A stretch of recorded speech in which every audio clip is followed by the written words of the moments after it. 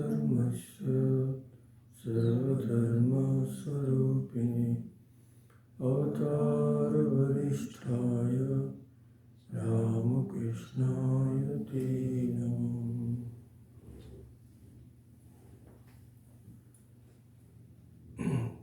So we've been discussing the three great gifts of God, and last time we have discussed the first one, that is the human body. Today we will discuss the second great gift of God, and just early warning, most of you will not like what you will hear. The faint-hearted can log out. So we have seen last time that being born as a human being is a rare and special blessing bestowed by God. Human life is unique. There is no other body like the human body, because it provides the opportunity for spiritual development, and ultimately that leads to liberation. So this perspective invites us to reflect on the value of our existence and the potential it holds. It is by the grace of God only we have received this human body today. But we forget that we are always busy with making a list of what God has not given us. So long list of complaints are there. So we are aware of what God owes us, as if He had made some contract with us before we were born. But we don't recognize what He has already given us. That is why, since we don't know the value of what He has given us, we don't utilize it. So the scriptures say that when we have got a human body, the door has been opened to what? To the path to God Himself. We can get rid of all suffering forever and attain infinite bliss of the Atman. But only if we want to. How can we get what we don't want? And this wanting does not come easily. So after the human body, the next, if human body is rare, the second gift is extremely rare. What is the second gift? This wanting. Wanting God, desiring to be free. The goal is to become completely free, rid of all bondages which the mind and body impose on us. That is called mukti, as we all know, not only in Sanskrit but in many other Indian languages. So desiring this mukti, aspiration for this mukti, is called in Sanskrit mumuksha. Muktum ichha mumuksha. So mumukshatva, this desire for liberation. This is the second gift. So three gifts in Sanskrit: manushyatva, mumukshatva, mahapurusha shansraya. So today we will discuss this extremely rare gift, because if this is there, the third will come automatically. But this is extremely rare. So first, the definition. We will examine this from various points of view. Why it is so rare. What is the nature of the bondage from which we have to free ourselves? So first, the definition. The definition according to Sri Shankaracharya: ahankar adi deyantan bandhan ajnana kalpitan swaswarupavabodhena muktum ichha mumukshuta.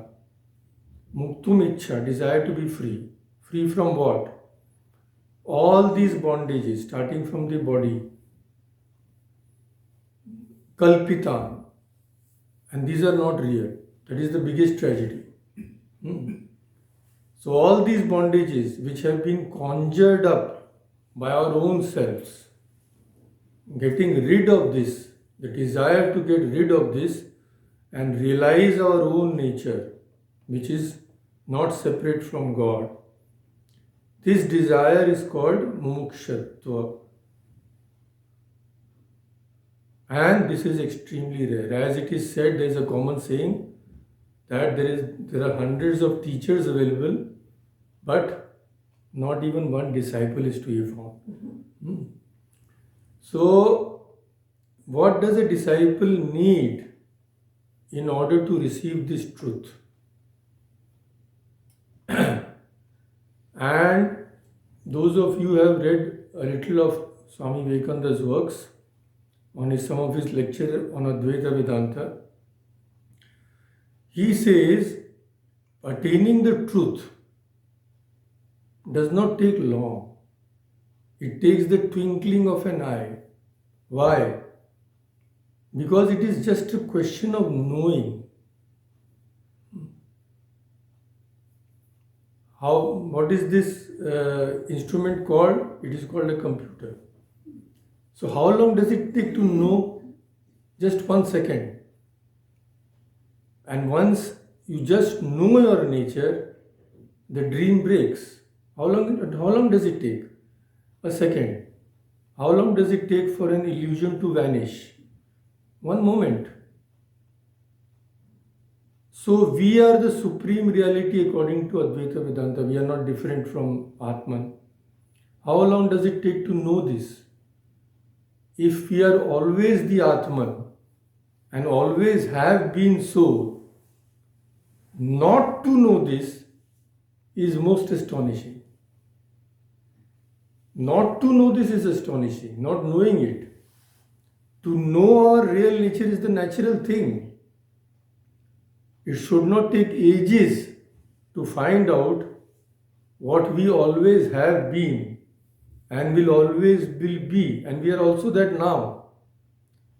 Yet, it seems very difficult to realize this self-evident truth. Why? The reason is simple. We don't want to realize it. We don't even think it is worthwhile. Ages and ages pass before we even catch a glimpse of it. Scriptures say God is life, God is truth. We hear this. We even write very big books. Yeah, people will write big books on God and how it is the only truth. Next thing they will see how much it has sold, how much money is come. So they themselves don't realize it. They are writing about it. So we say this. Sometimes we also feel this, that everything else but God is nothing. It is here today, gone tomorrow. Yet, most of us remain the same throughout the life. There is no change. Why? He says, because we cling to untruth. We are catching what is not true and we are turning our back upon what is true. We don't want to attain the truth. As he says, we do not want anyone to break our dream. No, I am quite happy. Don't disturb me by telling me all these spiritual things. Nothing will remain. I am quite happy. My children, grandchildren, I am expecting great grandchildren. So, but that is not the way. There has to be a complete turnaround if there is any chance of realizing our freedom. So, there is absolutely no desire to attain the truth now. There should be a complete turnaround, means there should be only one desire, and that is to attain the truth, to attain God, to be spiritual. No more materialism, no more egoism. And he says, strong intents must be that desire. Not the desire to eat an ice cream or go to a movie. No. How intense? He says, if a man's hand and feet were so tied that he could not move, and then if a burning charcoal was placed on his body, how would he struggle to remove that? Or squirming, somehow or the other, get rid of that terrible sensation. Struggle with all his power to throw that burning charcoal. So he says, when we shall have that sort of extreme desire, that restless struggle to throw off this burning world, then the time will have come for us to glimpse that divine truth. And what is our state now? Our minds are in such a state that we understand only petty things, small things. So again I quote Swamiji. He says, look at me. If I lose my little pocketbook with $2 or $3 in it, I go 20 times into the house to try to find it. The anxiety, the worry, the struggle, what? For a little money or sense pleasure. But who is there who struggles for God that way? And then he quotes Shankaracharya, children forget everything in their play, and the young are mad after enjoyment of the senses, and the old are brooding over their past misdeeds. They are thinking of past enjoyments. One time I had that. Old men that cannot have any enjoyment now, chewing the cud. So, none of us crave for the truth in that same intense spirit with which we crave the things of the world. This is the tragedy of human life. That even after getting a human body, we don't get this second gift. So liberation means complete liberation from all kinds of suffering, as we have just said. So now we can say as an argument that who doesn't want to get rid of suffering? You are telling we don't want. Of course we want. Whole life we are only trying to get one thing. What? Rid of suffering. But problem is, we are trying to find the solution on a worldly level. Our very concept of freedom is wrong. Yes, we are trying to get rid of all problems, but we are seeking for the solution on the material plane, which is the source of all problems. So how can you find the solution there? All we want is get rid of worldly problems, all illness, and have birthday parties all our life. That is our image of freedom. That is what we are after. So all we desire are worldly things. But for real freedom, these worldly pursuits have to be given up and the mind turned around completely, so that it comes to a stage where it seeks only God. So this desire should be overpowering. What should be the intensity of that desire? Another example, Swami Vivekananda's example. So one disciple, year after year, he did all this spiritual practice, japa, etc. Then at last he went to his guru. When will I see God? I have done so much. The guru says, do you really desire God? Yes, you can't see, I'm here with you, I'm doing all this so much. So then the teacher said, come with me.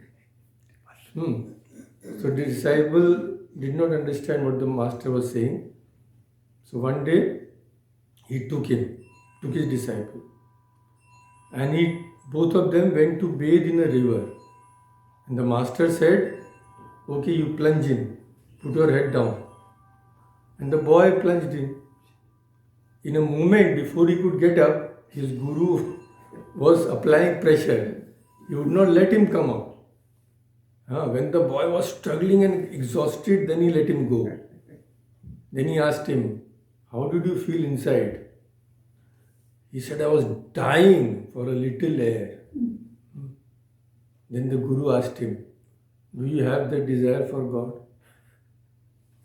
No. He said, "Have that kind of desire. You reach a point where you cannot live without God. Then you can have God, not before. Now you desire 100 other things much more than you desire God.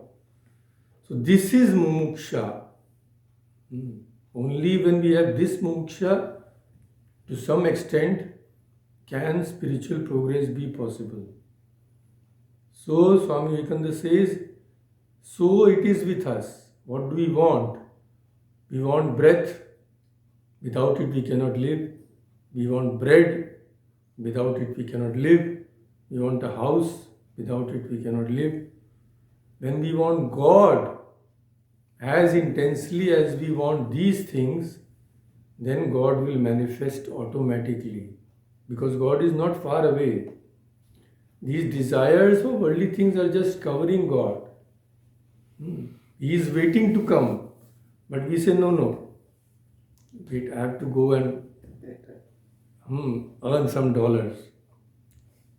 So, this is the fact that we don't get God because we don't want Him. It is very simple. Why don't all of us want God? The reason is because for most of us, the time has not come. Swamiji says, spiritual life, real spiritual life, that is real want for God, is not for the many. That is impossible. So what is for the many? He says a sort of knee drill. Standing up, sitting down, go to the temple, put $5 in the box, ask God to give you 5,000 in return, go and ring the bell, take your child, force that poor boy to bow down if he doesn't want to, and go and eat nicely. If it is free, wonderful, the food. So this is for all. It may be suited for many. But real spirituality is for the very few.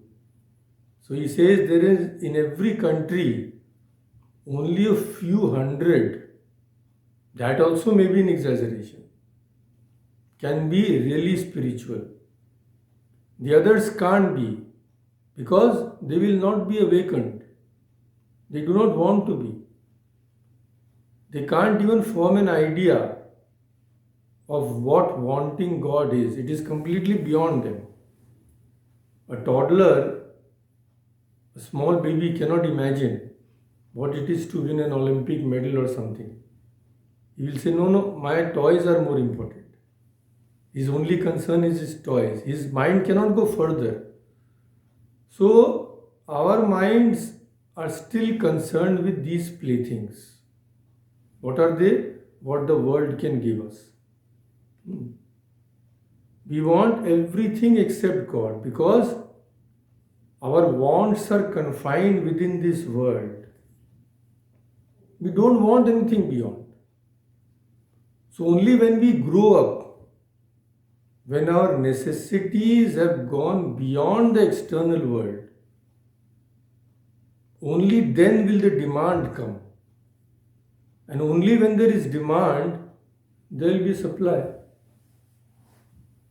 So when we realize there is nothing in the external world, then we will ask for the internal world to be opened up. So long as our needs are confined within the narrow limits of this physical universe, he says, we cannot have any need for God.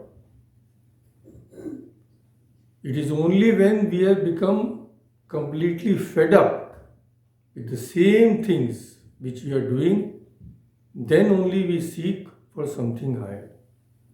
So the majority of men and women only want enjoyment of the senses. Remain healthy, eat, drink, have parties. They have been told there is a God far away. So what they will do? They will send him a lot of prayers. Please give me all the good things of the world. Me, my son, my grandson. So he says we find people going to the church and saying, God, give me such and such, heal my disease. They want nice, healthy bodies so that they can enjoy more. And they have heard that God will do everything for them. So why exert? Just ask God, give him something, please him. So there the function of God ends. That's all. The aim is only one, the world. So how can such persons want God? It is impossible. So for the ordinary people, even thinking is impossible. And we are all ordinary people. So when does this desire for God, for freedom, when does it arise? We should know. At least we can have some awareness so that when the time comes, we can strive for that.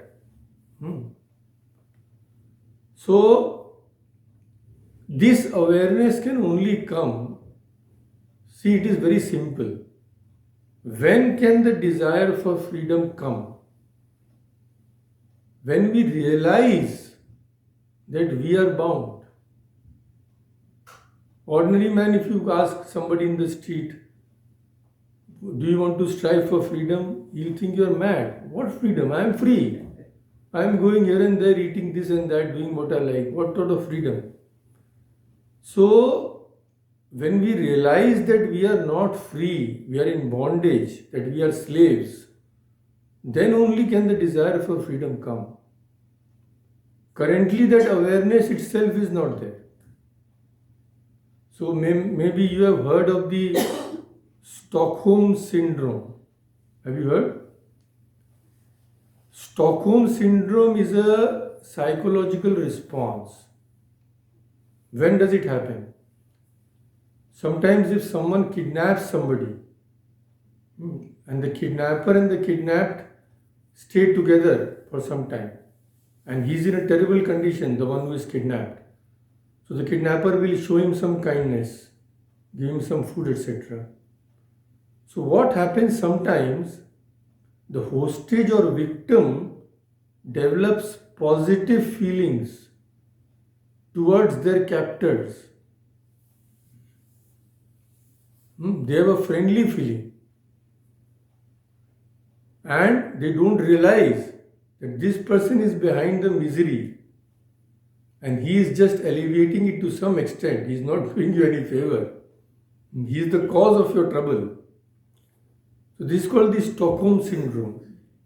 And unfortunately, we are suffering from the same kind of syndrome. We are harboring a great liking for who?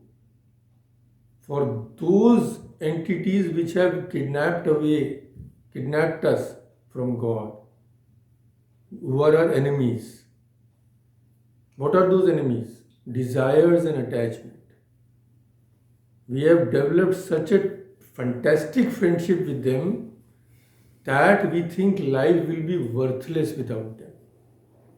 But we don't recognize that actually desires are the cause of all our trouble. Desires have bound us hand and foot. So Swami Vivekananda says, what we know as a human being, what we are, is a slave. He is a slave to a bit of bread, a breath of air, a slave to dress, a slave to country, to name, to fame. If somebody says a kind word to us, we immediately begin to laugh. If somebody says an unkind word, immediately we begin to weep. So we are thus in the midst of slavery. And the real man, the real human being, has become buried within. He has become buried in these bondages. So only when one realizes all this slavery, then can only come the desire to be free. Before that, how can it be? So first, this awareness itself has not come. That is the main reason. And why does this awareness not come? Because our minds, again, we come back to the same thing. Our minds are much busier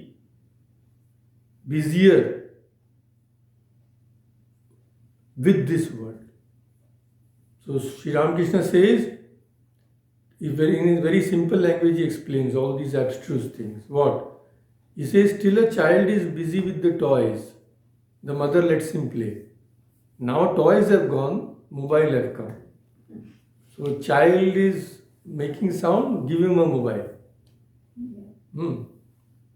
Destroy his life so that you can be comfortable. That is our love. And we are making so much of this love. I want to be comfortable. Let what happened to child, I don't care. So, till a baby is busy with the mobile, he won't disturb his mother. So the mind of people who are given to all the worldly things, given to sense pleasures, greed, how can it incline towards God? He says, how should the desire to know God arise in one who has the hankering for pleasures of family life, for wealth, physical beauty, fame? Impossible. Absolutely impossible. It is not for nothing that sages tell us to give up. They are not telling us to give up anything bad, anything good. They are not telling us to give up anything good. So, the very fact that they are telling us to give up something, this means it is bad. So, all these desires in the scriptures, they have been called impurities. Till we are impure, how can we have any idea of what is pure? Cannot have. Suppose there is a hardened criminal. He knows nothing but crime. Can he have any idea of what a noble, charitable person, how he lives? No, his world is, he cannot think beyond that. His life will be worthless if he does not commit any crime. Such people go into the jail, again come out, they do the same thing. They cannot live without it. They cannot have any idea of anything else. So, only when the soul is pure, when it begins to get pure, it wants to go to the mine of all purity, the source of all purity, which is God. So Sri Ramakrishna again tells this in a very simple way. There is a piece of iron. There is a magnet near the iron. But the iron is actually, it is naturally attracted to the iron, but it is not being attracted. Why? It has been covered with mud. So we are covered with this dust, these impurities through centuries. Until this impurity is removed, God is right there, but we will not be attracted by God. We will not feel any devotion to Him. So, when the human soul, he says, covered with the dust of ages, what is the dust? All selfishness, wickedness, greed.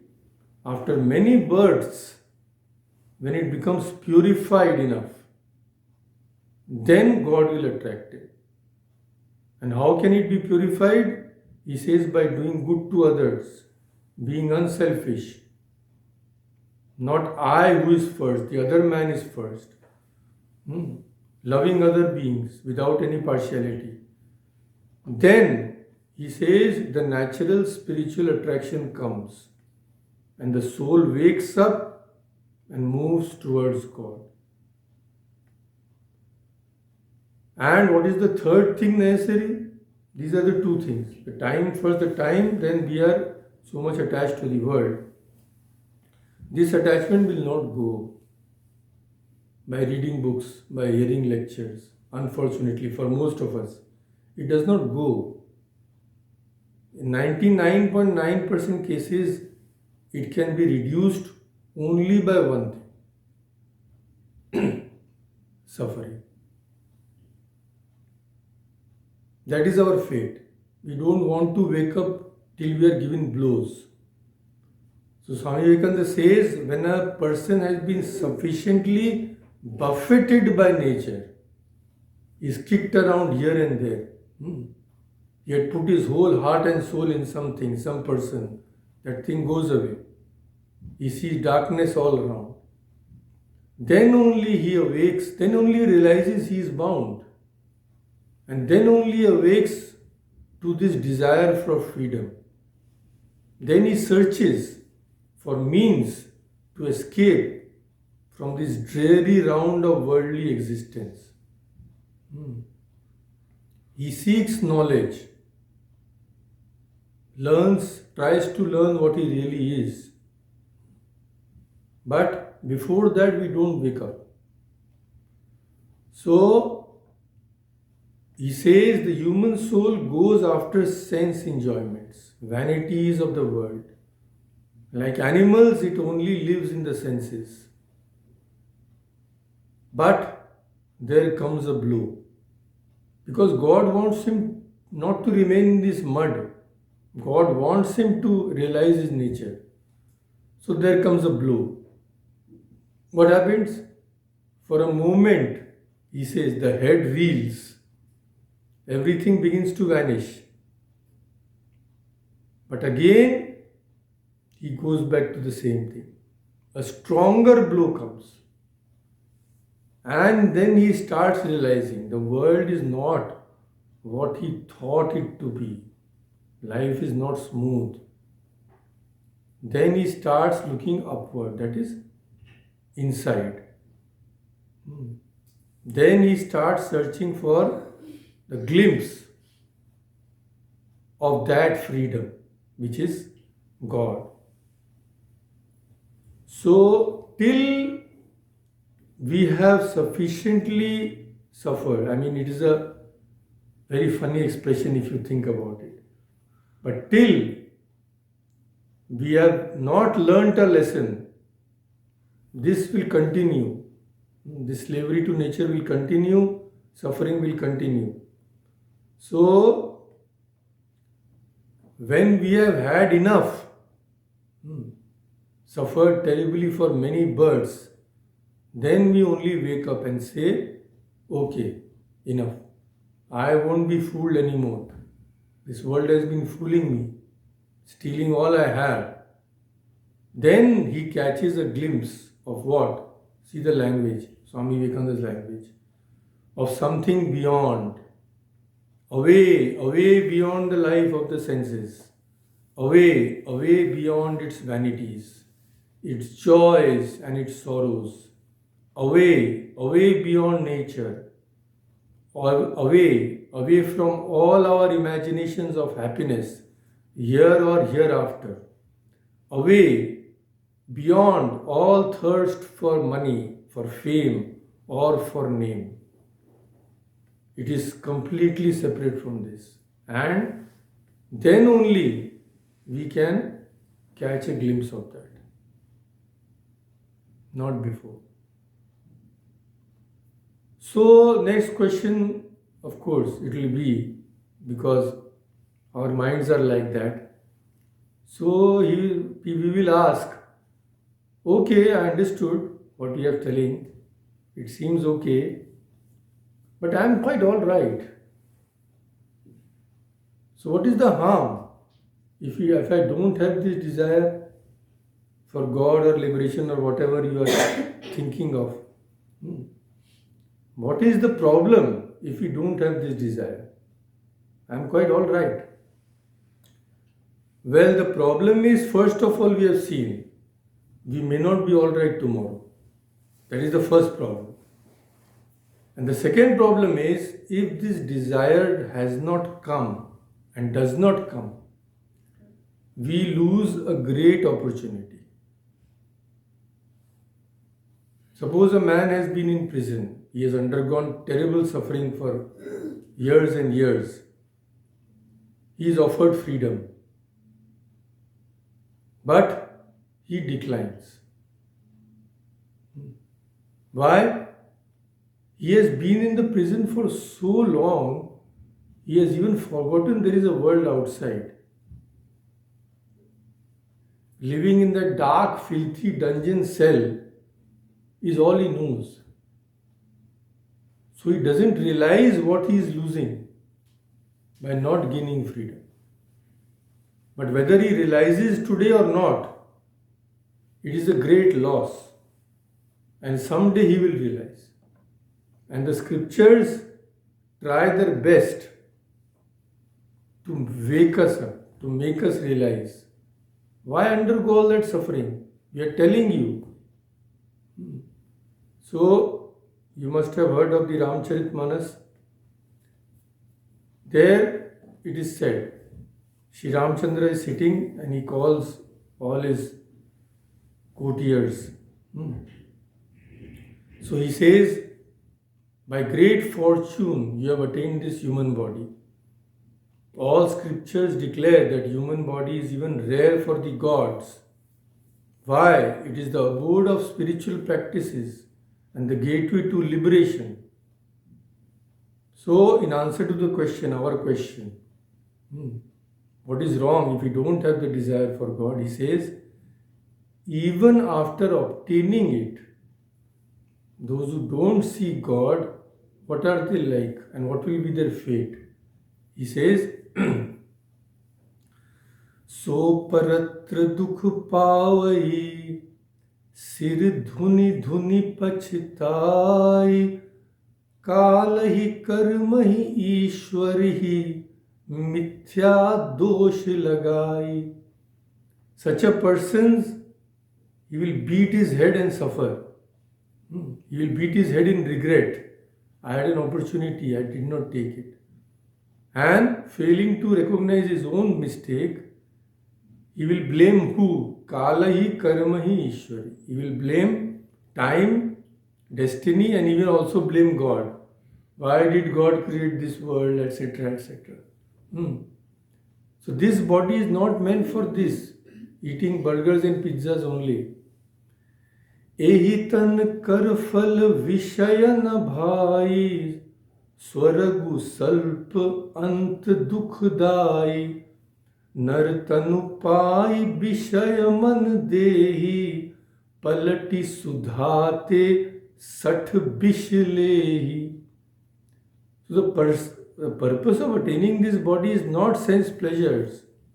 What to speak of the pleasures of the world? Swargu alpa, even the pleasures of heaven are very little compared to the bliss of God. And ant dukhudai, in the end they will only bring suffering. So naratanu pai, one who has got a human body, he remains only attached to the world. What is he doing? That very intelligent person. He is trading nectar and getting poison. Palati sudha te sat. Sat means that fool. He is trading a diamond and getting glass beads. In the Bhagavata also it is said the same thing is there. All the scriptures say the same thing. We won't go much. I'll just quote from the Bhagavata. Labdhva jano durlabhamatra manusham kathachit avyangam ayatnato anaga padaravindam na bhajanti asmin grihanda kupe patito yatha pashu. So human birth is extremely rare. It is so complete that there is no obstacle to liberation once it is got. But despite attaining it, those who focus their thoughts and actions only on this illusory world and strive for trivial sense pleasures, remaining trapped in the dark, pit of worldly life without worshipping God. They are like those animals who fall into a dark well out of greed for insignificant grass. So small fish is put in the water with that fishing rod. Fish loses its life because of that. So we are also losing our lives, losing our divine natures for these things. And the tragedy is, if there was a possibility of being satisfied with only sense pleasures, that would have been understandable.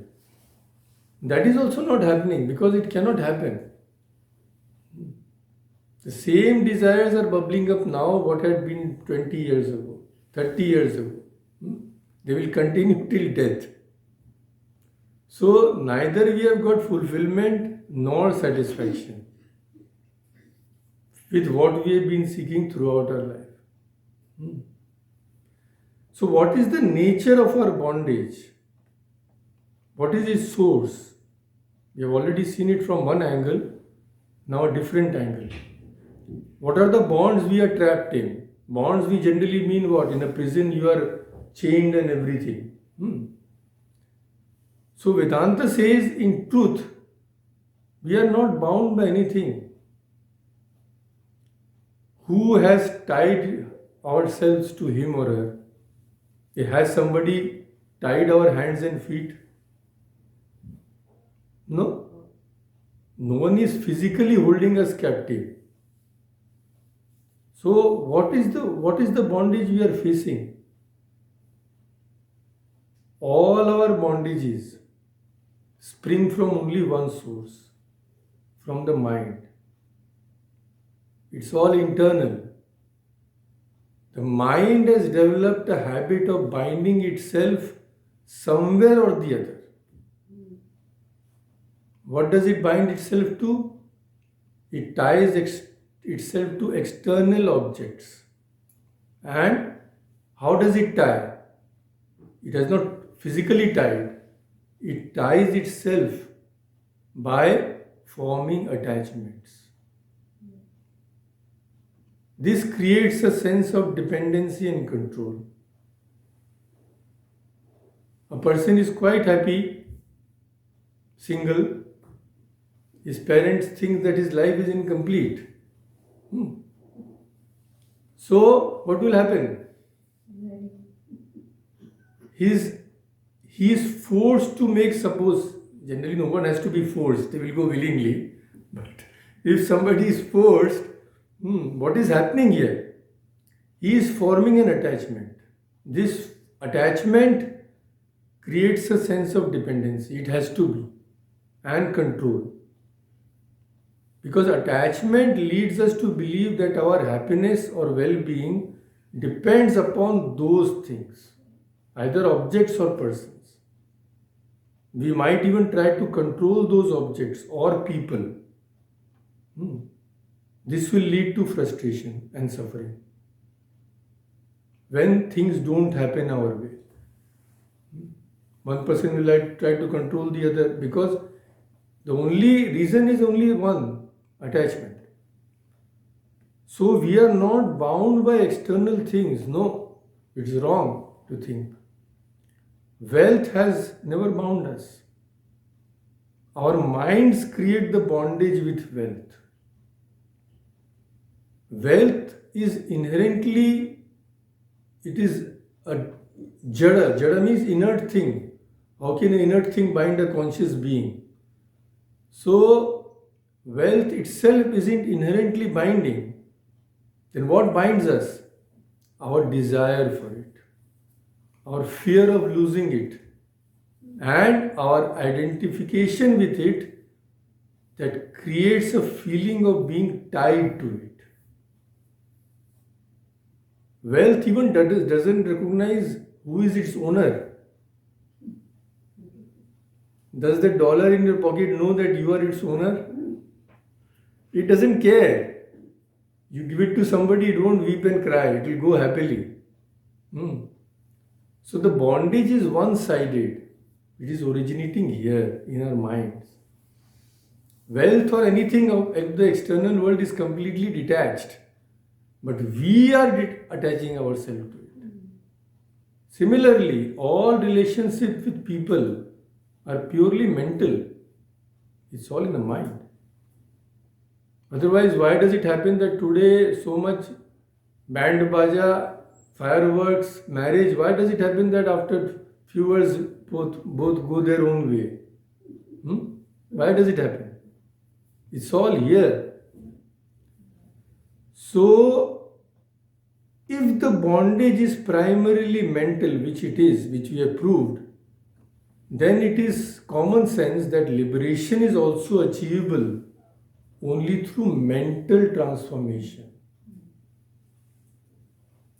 So, what we have to do, by understanding the mind's tendency to create attachments and by cultivating detachment or a different perspective, only we can potentially free ourselves from the suffering associated with these bonds.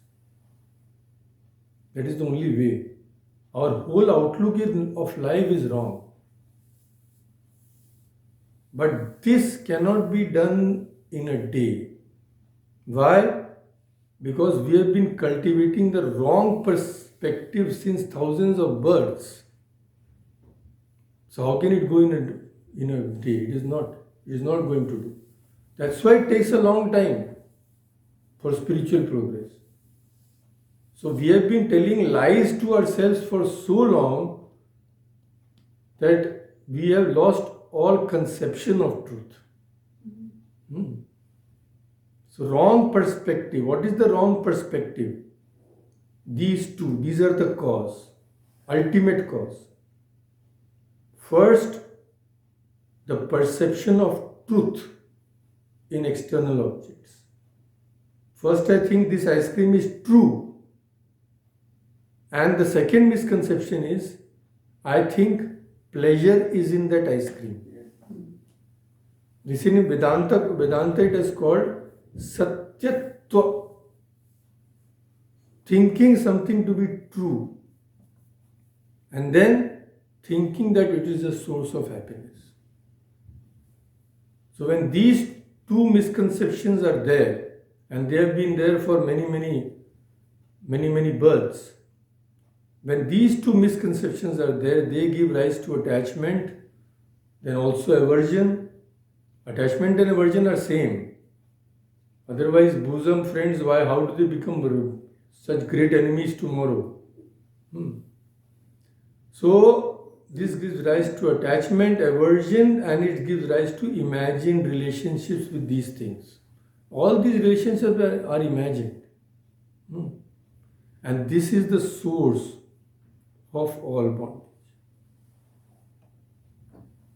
So the whole perspective has to be changed. But this far away from us. Why? We are currently going deeper into this Maya. We are expanding the net, not cutting the net. And because of this, what happens? Now we have come to such a stage, we are finding happiness in our bondage. We begin to accept and even find comfort in our attachments. We equate that attachment to happiness and go headlong into that. So what are we doing? Currently we are playing an active role in perpetuating this bondage. We not only accept the bondage, but we are actively seeking out the bondage and embracing more attachments, driven by the mistaken belief that this will bring us lasting joy. People are celebrating birth of grandchildren. What is it but expanding this net? So, acts like these show that we are solidifying our attachment to the cycle of birth, death, and family relationships. This naturally means there is a complete lack of awareness of bondage, let alone a desire to be free. And the deeper we sink, the less likely we are to recognize that we are even bound.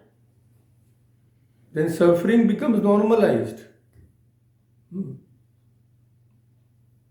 That's all. This is life, we think. This famous song Hindi there na, Hindi say that Anjali ji will know. So accept life what it is. Don't bother about all this philosophy. ये न सोचो इसमें अपनी हार है कि जीत है, इसे अपना लो जो भी जीवन की रीत है. But Vedanta doesn't say this. This is not the Jivan ki reet. This is not what life is. We have made it like that. We have degraded ourselves. Sufferings have become normalized, and the possibility of a different, freer state of being has become unimaginable. Naturally, without awareness of the problem, there is no motivation to seek a solution. If a person thinks there is no problem at all, why go and give him a solution? It will be of no use. So, when this is the situation currently, how can we even think of that mumukshatva? It is impossible.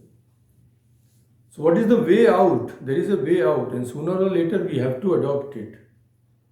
So the way out is all of us, we wish to avoid sorrow and things that bring sorrow, while holding on to happiness and things that bring joy. But we cannot do this blindly like we are doing now.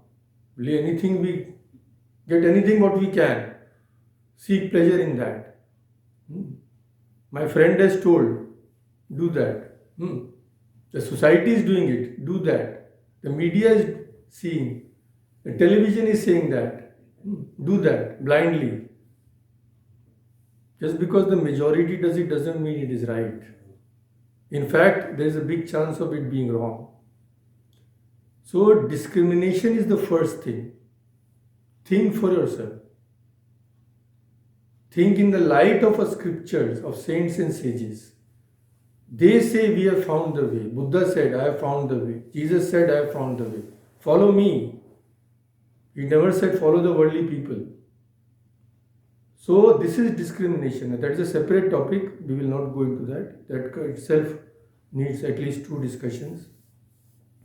This discrimination, examination, inquiry will lead us to what? Will lead us to know that we have been following the wrong path. The solution does not lie in multiplying all these things, attachments and objects. The solution lies in only one thing, turning away from them. And that first one, discrimination, is called Viveka. Second one is called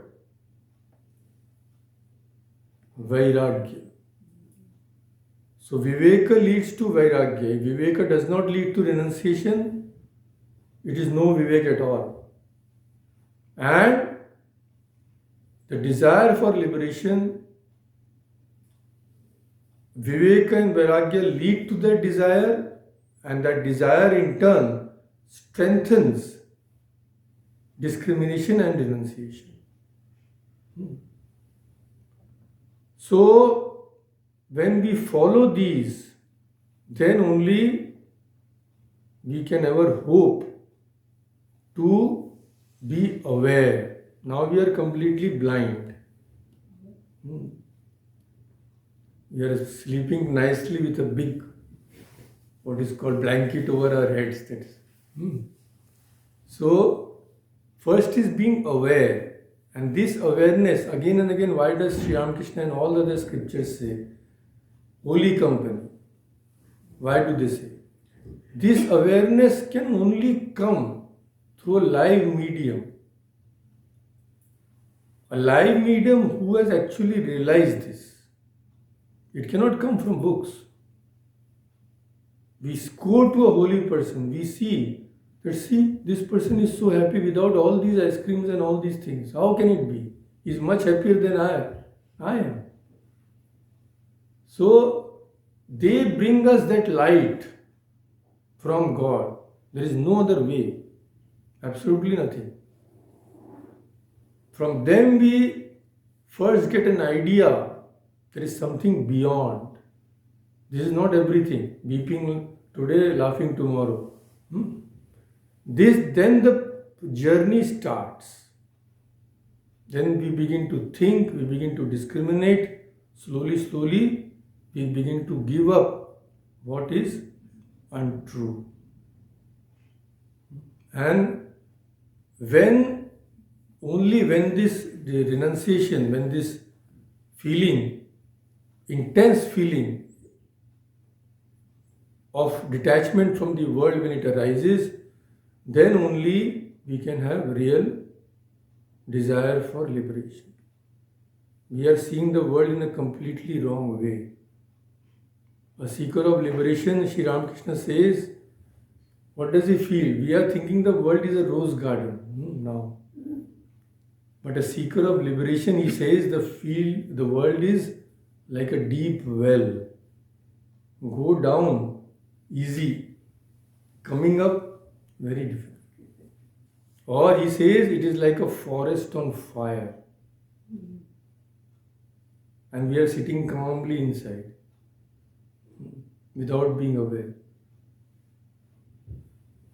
So, I had some more things in store, but if I do more, then maybe you will not come for maybe 1 year. So